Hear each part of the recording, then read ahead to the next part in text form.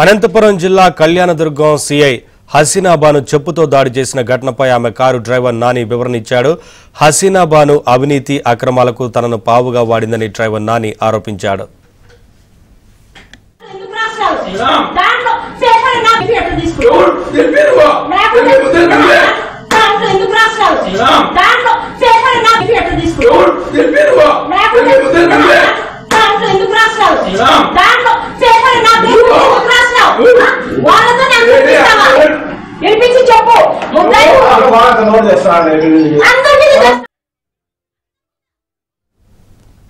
ఆమె అక్రమాలపై ఉన్నతాధికారులకు ఫిర్యాదు చేశానని, విచారణకు వచ్చిన సమయంలో అధికారులకు వివరిస్తున్న సమయంలోనే 6 సార్లు చెప్పుతో దాడి చేశారని నాని ఆవేదన వ్యక్తం చేశాడు.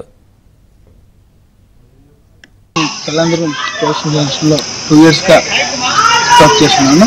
సిఐ హసీనా బాను లంచాలకు గురై నన్ను వాడుకొని చెప్పుతో కొట్టడంతో అది నిన్న బెంగళూరుకు వెళ్ళాను. బెంగళూరులో నాకు వీడియో వచ్చింది కాబట్టి నేను పొద్దున్నకి వచ్చాను.